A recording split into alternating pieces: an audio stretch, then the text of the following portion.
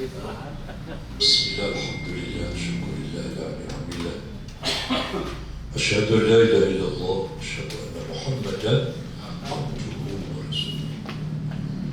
Allahumma salli wa sallim wa barik ala sayyidina Muhammadin wa ala alihi wa sahbihi ajma'in, amma ba'd.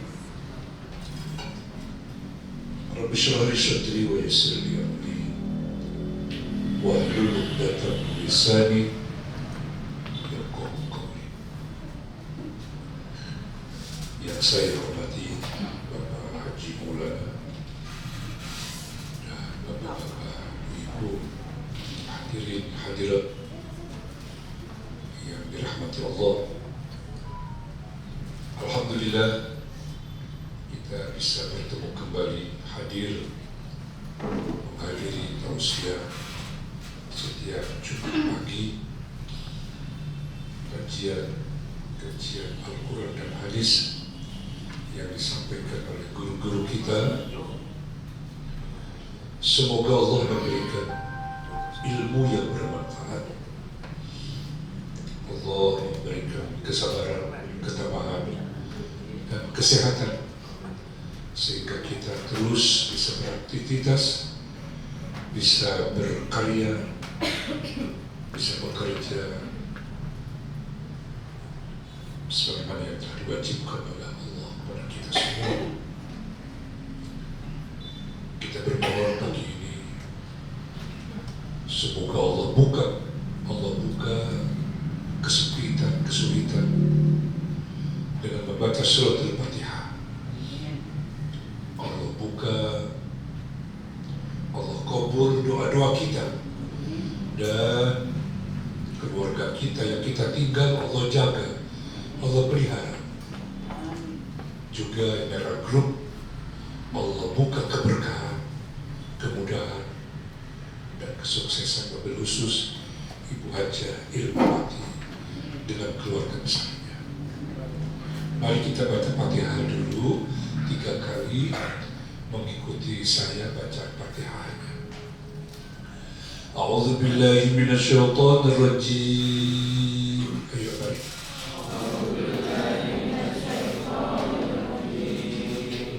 Bismillahirrahmanirrahim. Alhamdulillahi rabbil alamin.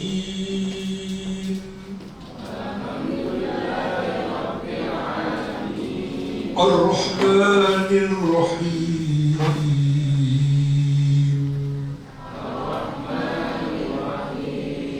Malik yawmiddin.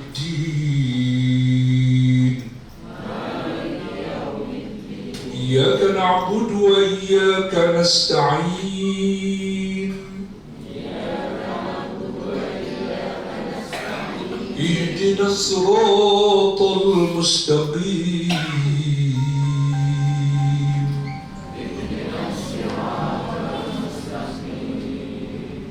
صراط الذين أنعمت عليهم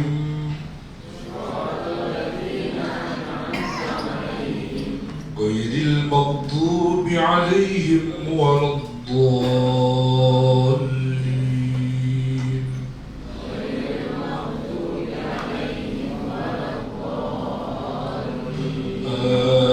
Amin. Dengan surat Al-Fatihah. Surah Al-Fatihah adalah surah yang wajib menjadi rukun di dalam sholat kita baca setiap rakaat. Sholat fardu, sholat sunnah itu wajib buat kita. Tanpa itu tidak sah sholat kita. Kita berharap, kita bermohon kepada Allah, Allah beri kemudahan kita dan keluarga kita. Bismillahirrahmanirrahim. Alhamdulillahi rabbil alamin.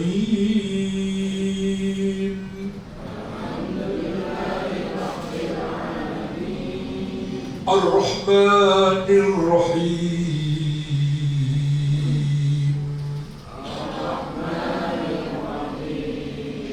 مالك يوم الدين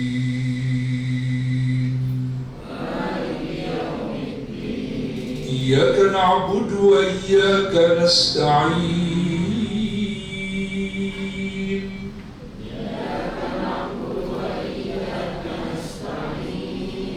اهدنا الصراط المستقيم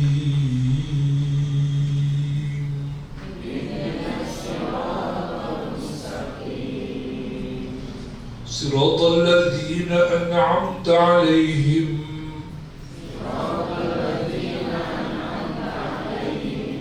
غير المغضوب عليهم ولا الضالين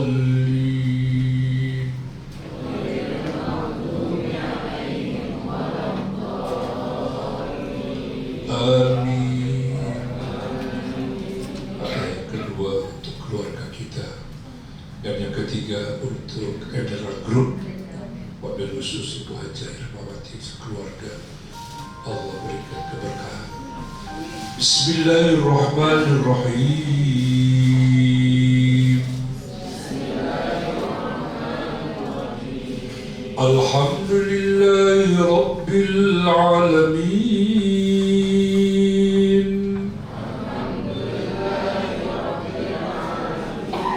Ar-Rahmanir Rahim.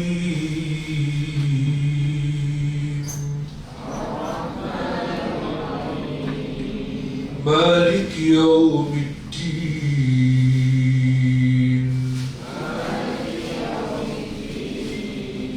Iyyaka na'budu wa iyyaka nasta'in.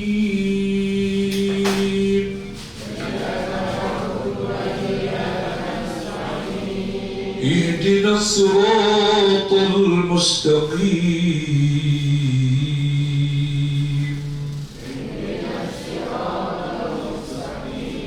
صراط الذين أنعمت عليهم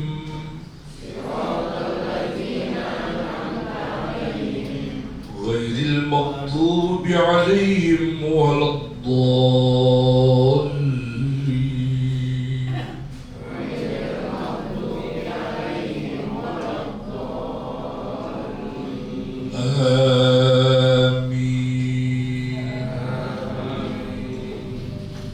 Insyaallah dikabul sesuai nawaitu niat kita. Kita baca Ummul Quran, ya, induknya Al-Quran, dan sebagai surah yang pertama dalam Al-Quran, dan surat Al-Fatihah Allah jadikan bacaan rukun di dalam sholat fardu maupun di dalam sunnah sholat. Pada pagi hari ini saya mengajak untuk menyimak firman Allah surat An-Nahl ayat 13, 14, 15 dan 16, insyaallah, ya.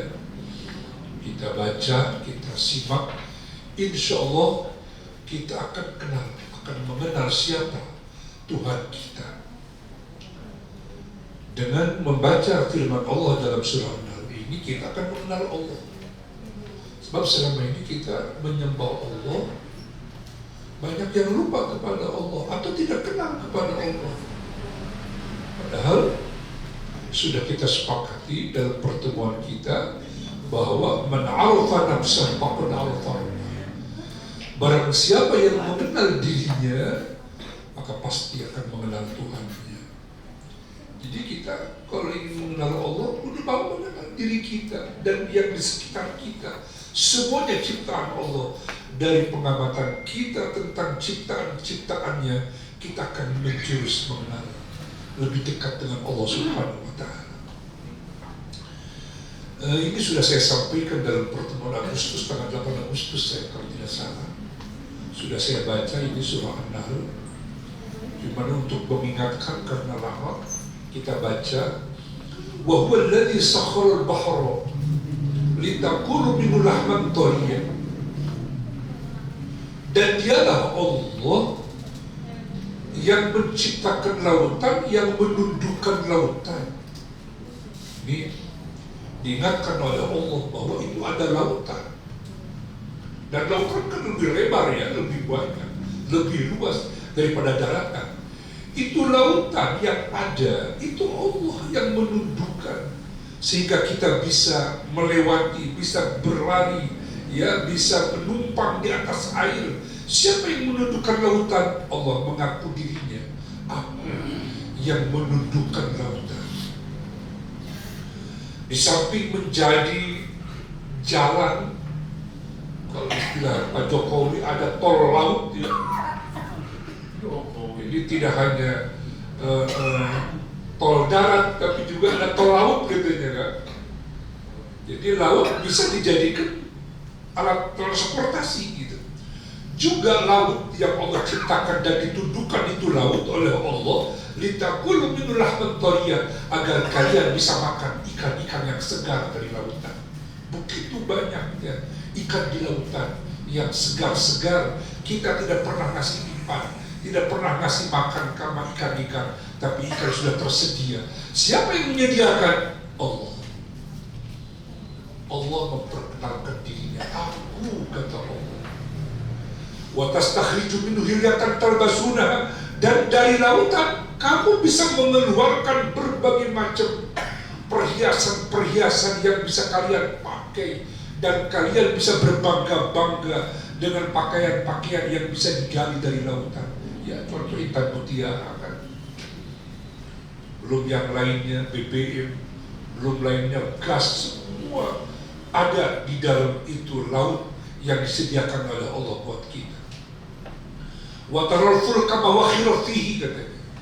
Dan kamu bisa lihat itu bagaimana kapal-kapal bisa berlayar seperti gunung-gunung yang besar, kata Allah.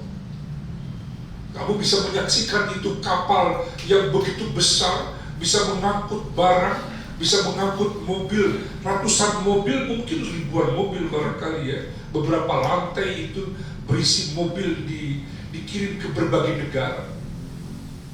Itu tidak tenggelam, itu bisa berlayar, bisa berjalan, bisa lari mengangkut barang-barang yang kalian perlukan, kata Allah.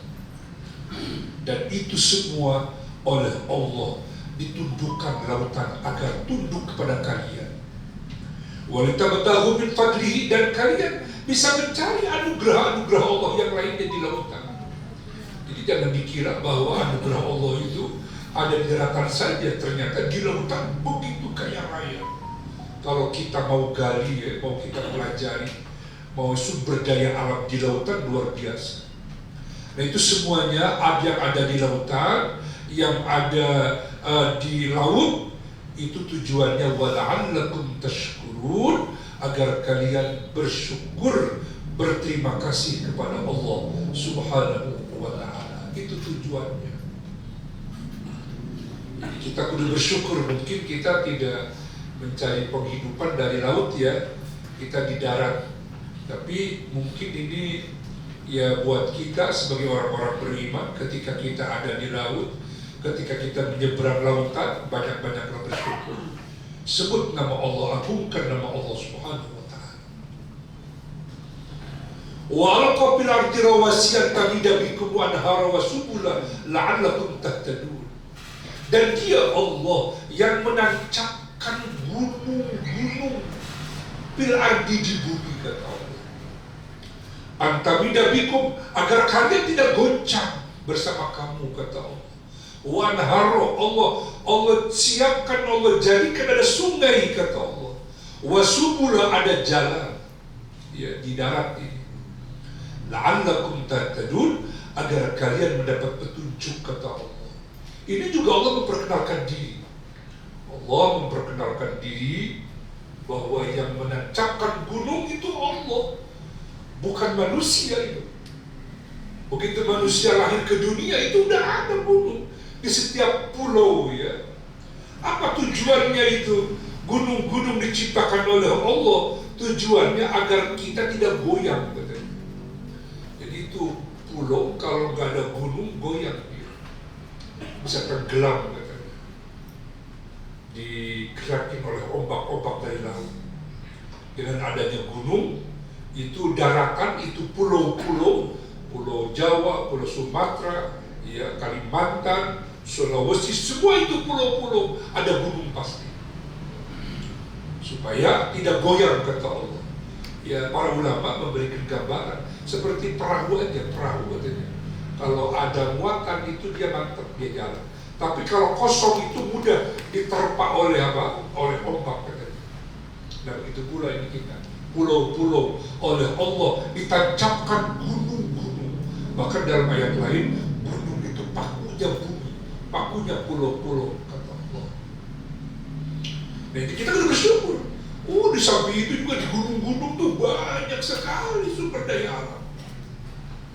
Yang saya tahu daerah Bogor itu banyak gunung, terutama daerah Kecamatan Rupin, Cigudeg, Lewiliang, itu gunung ternyata batu itu. Itu batu diambil tuh oleh orang-orang Jakarta untuk membangun. Ribuan hektar itu gunung-gunung, ternyata cuma 2-3 meter itu udah batu semua, diambil tuh batu-batu. Ternyata bisa dijual, bisa mahal harganya, ya, oleh manusia. Cuman sayang manusia tidak bersyukur. Bahkan justru yang menguasai, yang mengelola bukan orang-orang beriman, bukan orang-orang muslim, justru orang-orang muslim, orang-orang luar saya lihat, ya. Mungkin para teman-teman, mungkin kalau gunung-gunung sudah rata diambil batunya, ya mungkin udah dekat kiamat, ya. Terus di daerah Bogor, Jonggol itu sekarang saya lihat diambil tanahnya itu dari gunung-gunung. Ribuan truk besar dibawa, diangkut untuk mulung ke Karawang, daerah Karawang pinggir-pinggir laut. Ya, kalau emang udah habis itu gunung bisa goyang, mungkin kiamat terjadi itu kita. Itu semuanya Allah ciptakan, Allah yang menciptakan. Jadi Allah mengakui dirinya, aku yang menciptakan. Wanhar, sungai. Ini udah dibaca oleh saya di sini, tapi saya ulang kembali, ada sungai. Ada sungai-sungai, ya. Jakarta ini ada banyak sungai. Kalau saya melihat sungai di Prancis, yang putranya Pak Gubernur Jawa Barat wafat tenggelam di itu sungai, Masya Allah. Jadi ada sungai-sungai di negeri kita banyak sekali. Kalau dikelola, dirapikan, menjadi tempat wisata itu. Ini di negeri kita banyak sekali sungai. Cuman sayang sungai di negeri kita malah justru dijadikan buang sampah itu. Kalau daerah Bekasi itu saya lihat banyak pabrik, itu pabrik tengah malam membuat limbah. Limbah dibuang ke sungai. Padahal itu jelas merusak lingkungan, ya. Allah ciptakan sungai itu. Konon kata orang-orang Bekasi, orang Cikarang, daerah Lipo itu, dulu kami mandi di situ di kali. Kami mengambil air minum di situ bersih.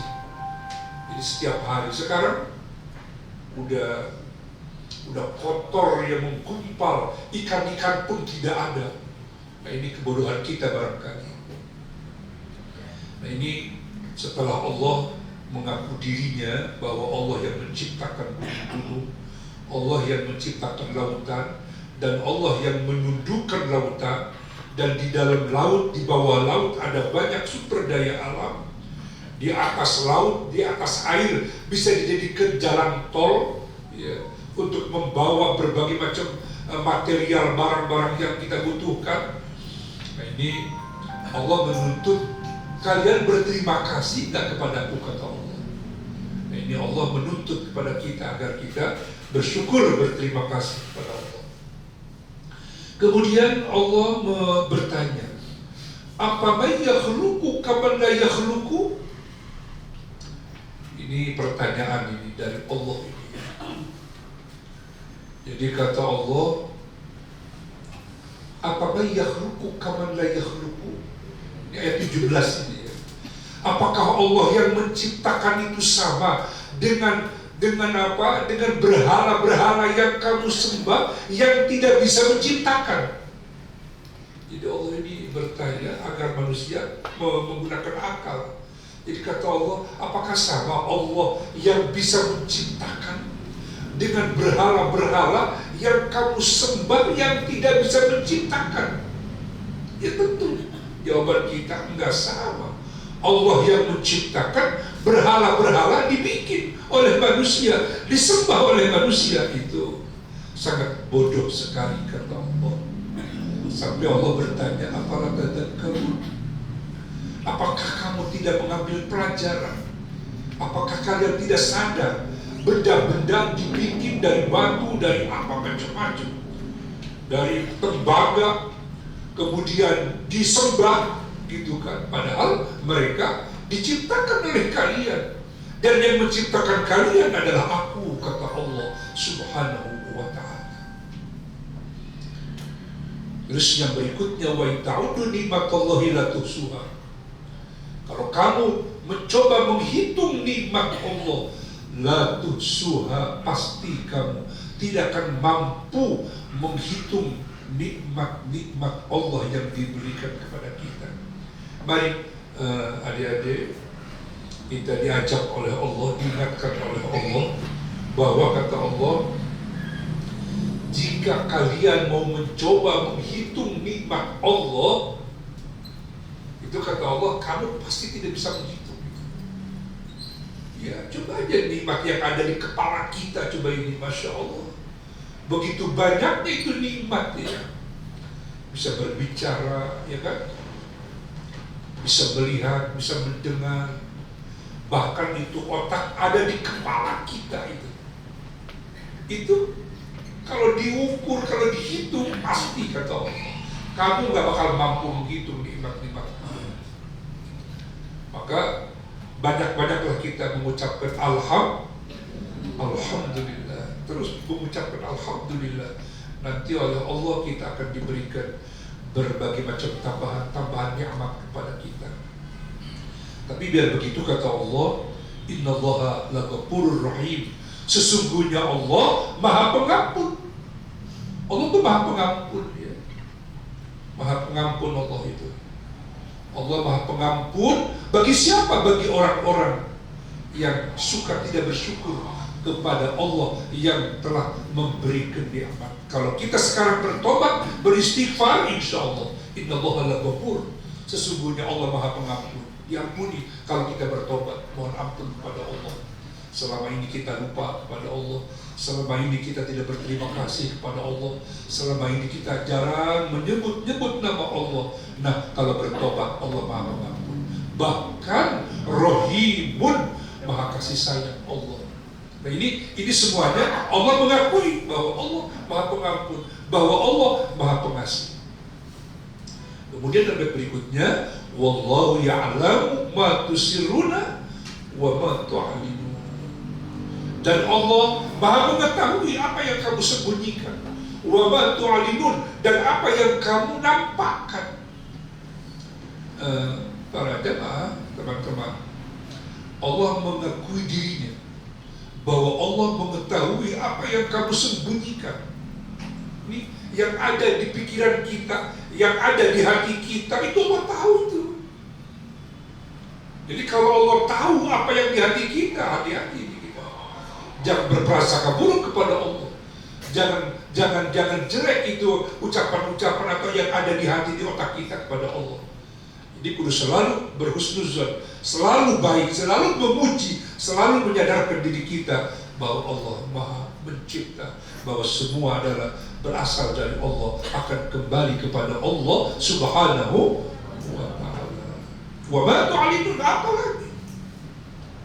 apalagi yang kamu nampakkan, yang sembunyi saja tahu itu Allah.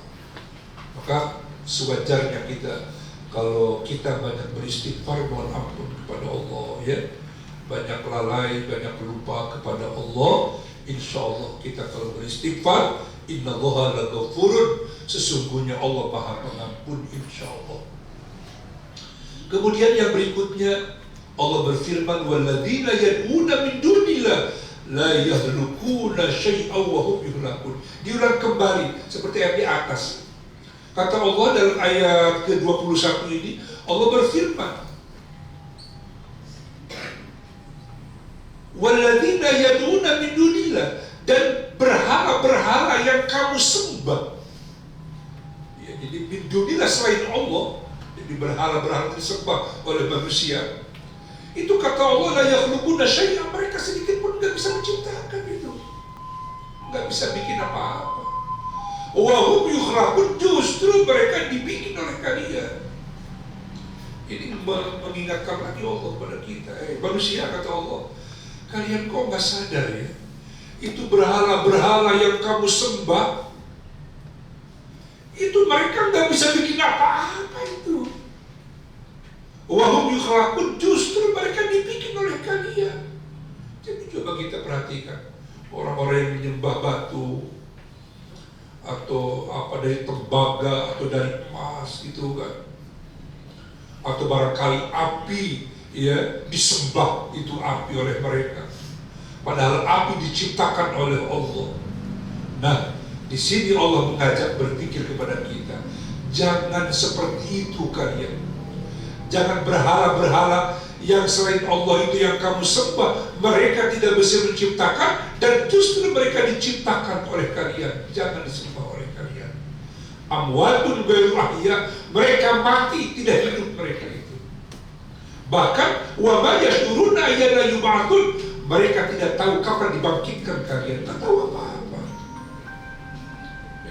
Ini apa? Diajak berpikir kita ya. Jadi siapa Tuhan kita? Di sini Allah mengakui dirinya. Kita kenal kepada Tuhan kita.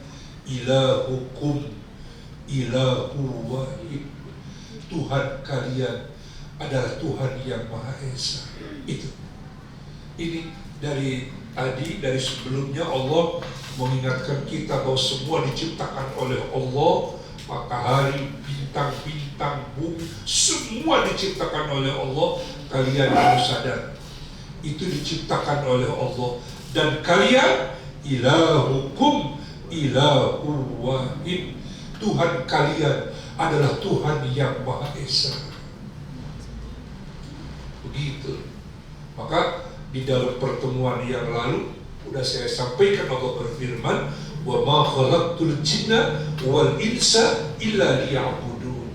Dan tidaklah aku ciptakan jin dan manusia kecuali supaya beribadah kepadaku, kata Allah. Jadi ayat itu jelas sekali. Jadi Allah menciptakan kita itu tujuannya satu, supaya beribadah, mengabdi, mengikuti apa yang diperintahkan Allah dan Rasulnya, para nabi-nabi dan rasul-rasulnya. Dan nabi yang terakhir adalah Nabi Muhammad sallallahu alaihi wasallam. Itu para jemaah ya. Jadi Tuhan kita adalah Tuhan yang Maha Esa. Tidak seperti yang dikatakan oleh mereka. Ada Tuhan gelap, ada Tuhan terang, ada Tuhan malam, ada Tuhan siang, ada Tuhan yang mengatur ini, ada yang tidak. Allah itu Tuhan kalian satu, Maha Esa, tidak berbilang, gitu ya.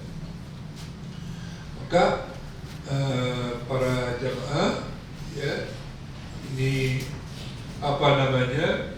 Kita sebagai orang-orang yang beriman kepada Allah, mari kita mantapkan. Saya apa namanya, menghimbau kepada teman-teman untuk kita ini banyak-banyaklah membaca firman-firman Allah. Minimal suratul Fatihah ya. Minimal suratul Fatihah ini dibaca, tapi kita udah tahu artinya itu. Fatihah dibaca oleh kita setiap hari, tapi kadang kita nggak mengerti apa yang diucapkan dalam Fatihah. Saya menghimbau, mari, karena Fatihah itu kan memuji Allah. Dalam Fatihah itu menyembah kepada Allah. Dalam Fatihah itu meminta kepada Allah. Dalam Al-Fatihah itu memohon kepada Allah. Jadi itu Al-Fatihah. Tolong kita boleh sibuk dunia, tapi tolong sempatkan untuk bisa menghafal arti bacaan di dalam sholat, terutama suratul Fatihah itu, supaya ibadah sholat itu adalah cara menyembah kita kepada Allah, sholat itu. Dan kalau kita mengerti apa yang dibaca dalam sholat, insya Allah bisa mengantarkan khusyuk. Dan kalau udah khusyuk, insya Allah bisa menambah keimanan dan keberkahan dalam hidup ini.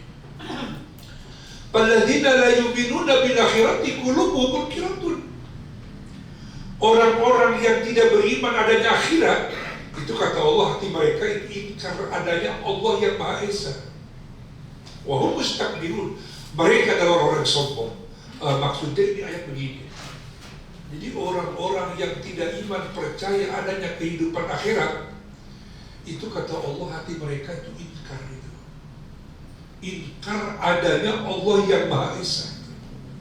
Kalau dia iman, ya, kalau dia iman kepada akhirat, berarti dia iman pula kepada Allah yang Maha Esa. Itu dia dalilnya itu. Alladzina la yu'minuna bil akhirati qulubuhum munkiratun wa hum mustakbirun. Orang yang tidak beriman adanya akhirat, hati mereka inkar, katanya. Inkar kepada Allah yang Maha Esa. Dan Allah katakan wa hum mustakbirun, itu adalah mereka orang-orang yang menyombongkan diri. Padahal dia udah diingatkan kita oleh Allah bahwa kita manusia diciptakan oleh Allah dari air sperma yang terpancar. Itu kita harus sadar, harus tahu diri kita itu diciptakan oleh Allah dari air mani yang terpancar. Allah bisa menciptakan kita dari itu, dari air yang hina itu. Kan luar biasa berarti Allah Maha Kuasa, Maha Besar, Maha Agung, Allah Subhanahu wa Ta'ala. Jadi kalau kita sebagai orang-orang yang beriman sudah mengenal Allah, bahwa Allah itu adalah yang menciptakan kita, insya Allah, ya. Dan pokok dari paling pokok adalah kita harus iman kepada Rasulnya, para Rasul-Rasulnya, para Nabi-Nabinya. Nabi Rasul yang terakhir yang ada pada masa kita adalah Nabi Muhammad SAW. Yang menyampaikan ini semua adalah Nabi Muhammad SAW. Di gudangnya ilmu itu kan Nabi Muhammad. Kuncinya ilmu siapa? Sayyidina Ali kan? Sayyidina Ali karramallahu wajhah, sebagai menantu beliau, ya, yang keturunannya dari Siti Fatimah itu para habaib yang ada di muka bumi, terutama di daerah Yaman, ya, terutama di Indonesia. Alhamdulillah. Pernah adik-adik Sayyidina Ali ditanya itu oleh sahabat yang lain, wahai Sayyidina Ali, aku ini hidup sempit melulu nih. Gitu katanya. Saya ini dari hidup ini miskin melulu, kurang melulu. Sebetulnya gimana nih saya kok bisa begini gitu. Jadi mengeluh gitu di sahabat kepada Sayyidina Ali karramallahu wajhah. Nah, Sayyidina Ali berkata itu, ngomong kepada di sahabat, kamu mungkin penyebabnya suka ngomong di toilet, di WC. Luar biasa ya. Itu Sayyidina Ali cerdas sekali. Dari mana itu? Dari hadis itu. Jadi kita kalau di toilet, di WC jangan suka ngobrol, jangan ngomong. Apalagi nyanyi. Ada nggak yang suka nyanyi di toilet? Iya. Kata Sayyidina Ali, kamu kok miskin terus, kamu kekurangan terus. Mungkin kamu suka ngomong, suka ngobrol di toilet. Al-Khala bahasa Arab. Oh enggak. Wahai Amirul Mukminin, saya enggak suka ngomong di WC, katanya. Oh begitu ya, kalau enggak apa-apa. Mungkin kamu suka potong kuku digigit. Sayyidina Ali itu sampai sejauh itu. Kata Sayyidina Ali, kalau kamu suka menggigit, jangan banyak potongin gigi, pakai mulut, itu akan membuat miskin kamu, kekurangan hidup. Kita dulu barangkali, dulu waktu kecil itu suka iseng begitu kita. Jangan, nggak boleh. Itu kuku panjang digigit pakai mulut, itu nggak boleh. Itu akan membuat miskin, katanya. Iya.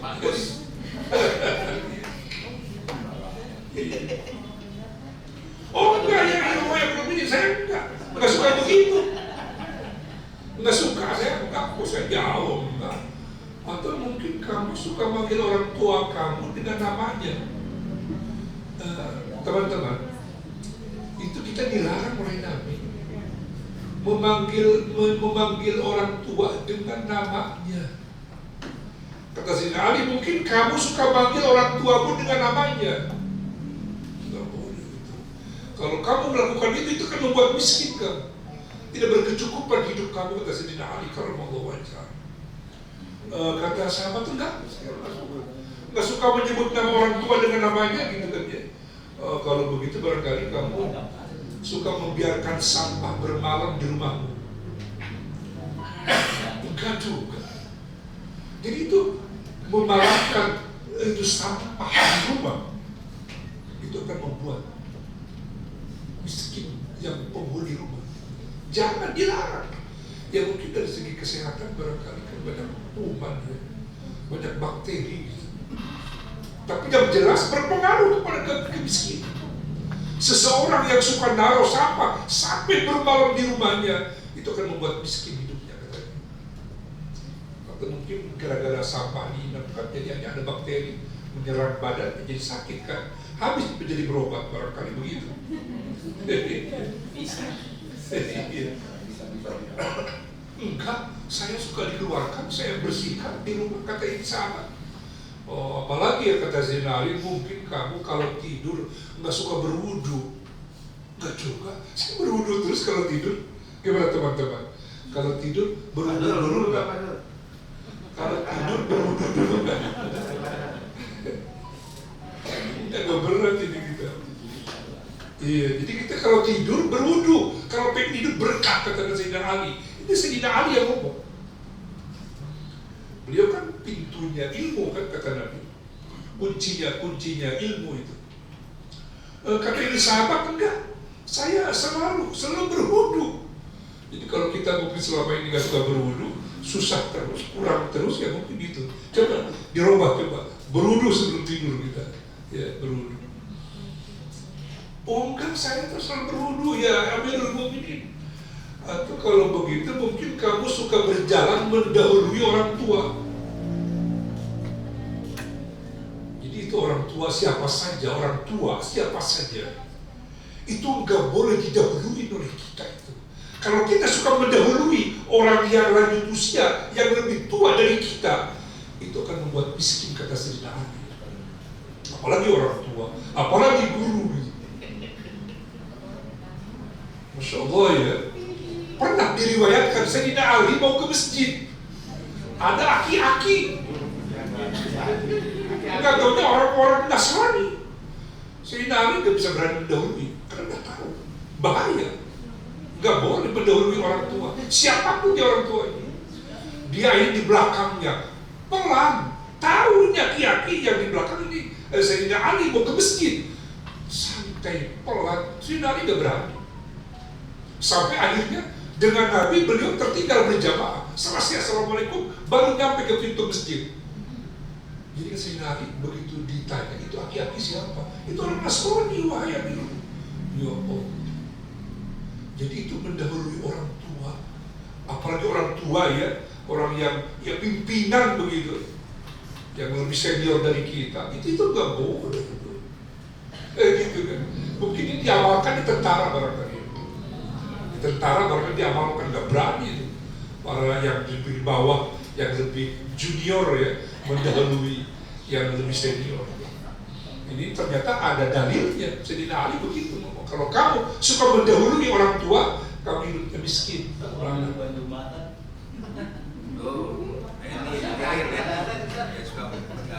Iya. Apalagi kita jalan raya kan, waduh, nyodok, kadang nyodoknya itu nggak sopan gitu, jijak. Kita marah sebetulnya itu kita. Jadi kalau udah tahu ini dalil dari Sayyidina Ali nggak boleh mendahului, termasuk di jalan raya, nggak boleh kita mendahului. Iya kan? Tapi ini buru-buru ya gitu ya. Gitu. Jadi ya itu dilarang lah. Memang nggak baik kita juga, apalagi nggak sopan gitu kan, mendahuluinya gitu kan.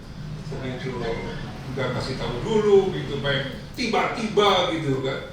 Jadi itu termasuk yang nggak diperbolehkan dalam agama kita, yang dijelaskan oleh siapa? Oleh Sayyidina Ali karramallahu wajhah. Terus apalagi nih? Saya nggak suka mendahului wahai belum ini. Oh mungkin kamu suka menyapu katanya ya, suka menyapu rumah di malam hari. Saya nggak lama ini saya dilarang oleh orang tua saya, tapi orang tua saya nggak ngasih dalilnya gitu. Ternyata ketemu begini ucapan Sayyidina Ali, jangan suka menyapu di malam hari, membersihkan kamar rumah di malam hari itu nggak boleh. Ini Sayyidina Ali kalau mau aja. Kalau kamu melakukan, hidupnya miskin itu. Kita suka melakukan dari malam hari nyapu-nyapu, nggak boleh. Mulai pagi ini, mulai hari ini tolong kasih tahu keluarga kita, jangan menyapu di malam hari rumah kita. Sebelum malam kalau mau disapu oleh kita. Sampai rumah baru siang pulang dulu ya. Iya. Tapi kalau mau tidur kan suka dikoprok mau pakai sapu. Itu lain. Nah, itu malah ya. Itu ada hadisnya ya. Sebelum tidur itu tempat tidurmu pakai sapu. Itu hadisnya ada. Sambil bersalawat. Nah, sambil bersalawat. Pengecualian itu ya. Pengecualian. Tapi secara umum bersih-bersih nyapu lantai barangkali. Atau ngepel gitu ya, itu yang diperbolehkan. Kalau sempatnya, nanti pagi-pagi aja udah sujud. Jangan di waktu malam. Subuh kan udah sebelum pagi ke siang. Habis itu kan mau siap-siap kerja. Nah itu berarti masalah dengan putih.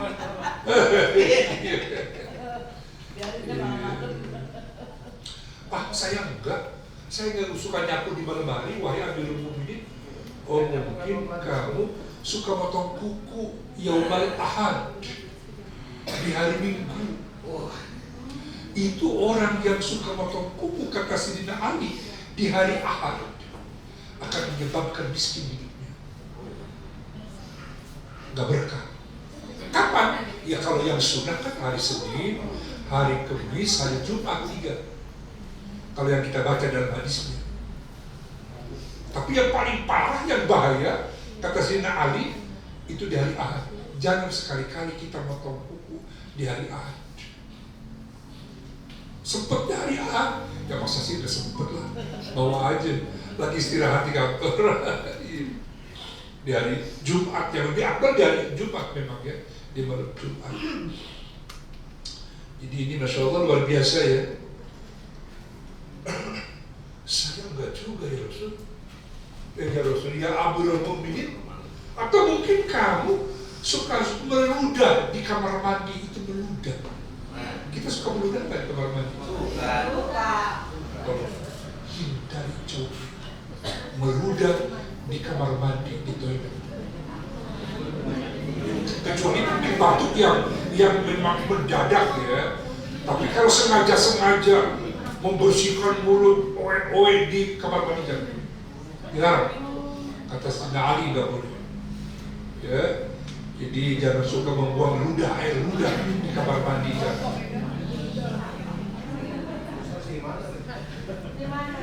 Kenapa? Kenapa? Di luar itu aja. Iya, nanti barangkali ya. Kita milenial sama orang pet. Kamar mandi ya. Iya. Tapi ini oleh Sayyidina Ali dikatakan di sini. Mungkin kamu suka meludah katanya bil basoki fi baitil khala. Jadi di tempat itu WC, di rumah WC.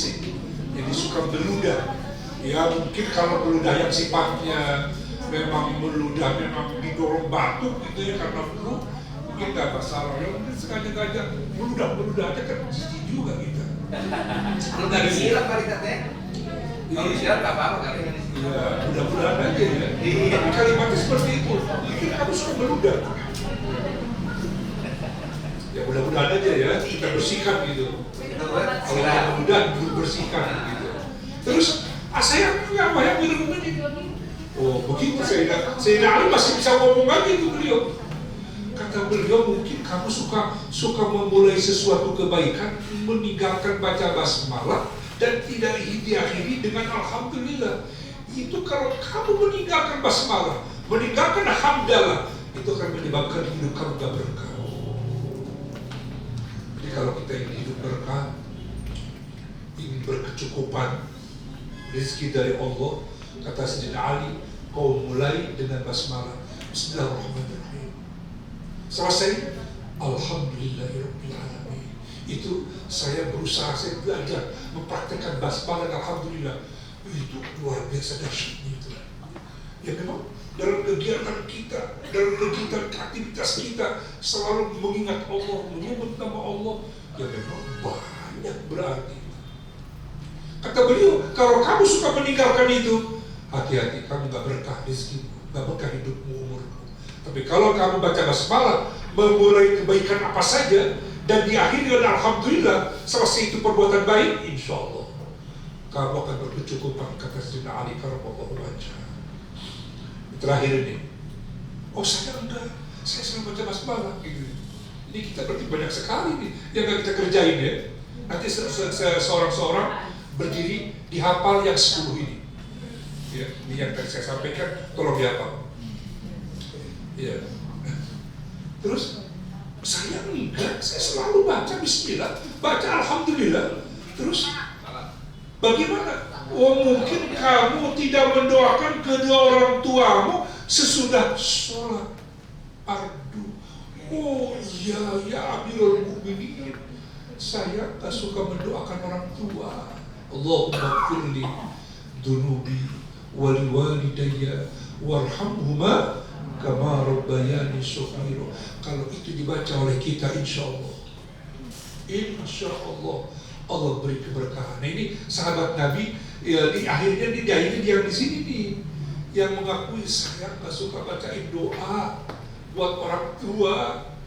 Nah, udah kalau begitu ini tolong kamu kerjakan setiap ba'da sholat, baca Allahumma gfirli dunubi wali walidayya warhamhuma kama rabbayani shaghira. Insya Allah berkah rezeki kamu katanya.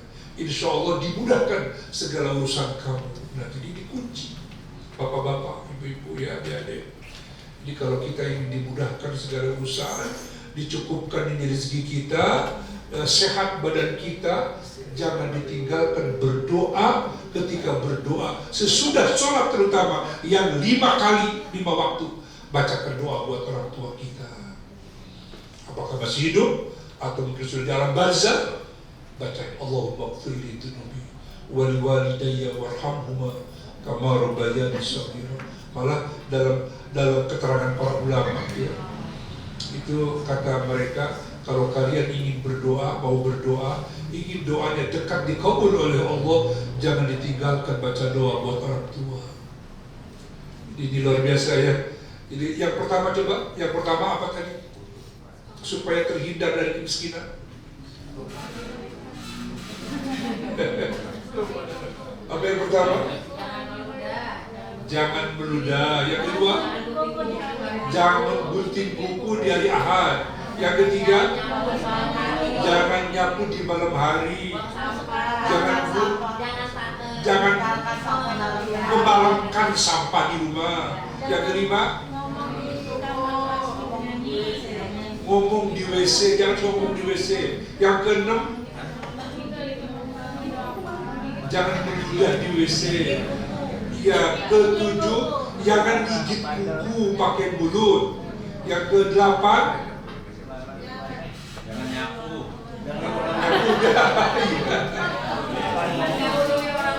Jangan mendahului orang tua.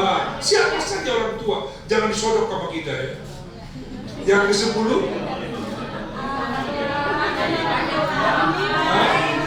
membaca doa buat orang tua. Yang ke-11, berwudu sebelum. Ustaz, saya udah berwudu, dicolek sama suami, nggak apa-apa. Kan kita udah niat. Tapi Nabi kalau sesudah hubungan badan dengan istrinya, nggak mandi karena belum mandi. Nah, beliau berwudu, dibersihkan kemaluannya, kata Siti Aisyah, dan berwudu beliau. Kita begitu nggak kira-kira, Bu? Iya. Berwudu sebelum tidur. Apalagi yang ke-12? Ya gitu. Di antara, tolong insya Allah kita amalkan ya. Insya Allah ini ilmu dari Sayyidina Ali karramallahu wajhah ini kita. Mudah-mudahan kita bisa mengamalkan hal ini ya. Jadi kalau potong kuku ini berkah di hari Jumat, di hari Kamis, atau di hari Senin. Itu barangkali adik-adik, saya kena musibah ini pada saya meninggal di masih muda, umur 40 ya, ibu perempuan di Karawang. Saya jalan dari sini mau ke Karawang, mau ke Karatin jenazahnya sambil sholat Jumat di sana. Dan mudah-mudahan adik ipar saya itu istrinya ditinggal istrinya, oleh Allah diberi kesabaran, kekuatan. Iya, dan oleh Allah, dan bagus dia meninggal tadi jam 9 malam. Tadi sangka lah ya, orang nggak boleh suka buruk sangka sama orang. Ternyata orang ya bisa kita lihat husnul khotimah kan wafat di malam Jumat atau di hari Jumat. Ternyata ini adik-adik ipar wafatnya di malam Jumat tadi malam meninggalnya. Insya Allah orang yang wafat di hari Jumat, orang beriman ya, orang beriman yang wafat di hari Jumat di malam Jumat itu selamat siksa kubur. Kalau selamat siksa kubur, selamat sesudah dari kubur ketika dibangkitkan. Itu yang disabdakan Nabi Muhammad sallallahu alaihi wasallam. Al-Fatihah. A'udzu billahi minasyaitonir rajim. Bismillahirrahmanirrahim. Alhamdulillahirabbil alamin. Iyyaka na'budu wa iyyaka nasta'in. Ihdinas siratal mustaqim, siratal ladzina an'amta 'alaihim ghairil maghdubi 'alaihim waladdallin. Amin. Mari kita angkat kedua tangan kita. Bismillahirrahmanirrahim. Alhamdulillahirabbil alamin. Allahumma shalli wa sallim wa barik ala sayyidina Muhammadin wa ala ali sayyidina Muhammadin fil awwalin wal akhirin wa fil malil ala ila yaumiddin. Allahumma ighfir lana dhunubana wa liwalidina warhamhum kama rabbawna shighara. Allahumma ighfir lana dhunubana wa liwalidina warhamhum kama rabbawna shighara. Allahumma ighfir lana dhunubana wa liwalidina wa ajdadina wa jaddatina wa qaribina wa ikhwanina wa li masyayikhina wa li ashabil huquqil wajibati alaina wa li jami'il muslimin wal muslimat al-ahya' minhum wal amwat. Allahumma nas'aluka salamatan fid din wa 'afiyatan bil jasadi wa ziyadatan bil 'ilmi wa barakatan bil rizqi wa taubatan qabla al maut wa rahmatan indal maut wa maghfiratan ba'dal maut. Allahumma hawwin 'alaina bi sakratil maut ونجاة من النار والعافية عند الحساب. ربنا لا تزغ قلوبنا بعد إذ هديتنا وهب لنا من لدنك رحمة إنك أنت الوهاب. ربنا تقبل منا إنك أنت السميع العليم وتب علينا إنك أنت التواب الرحيم. وصلى الله على سيدنا محمد وعلى آله وصحبه وسلم والحمد لله رب العالمين. سبحانك اللهم وبحمدك أشهد أن لا إله إلا أنت أستغفرك وأتوب إليك. الحمد لله. Assalamualaikum warahmatullahi wabarakatuh.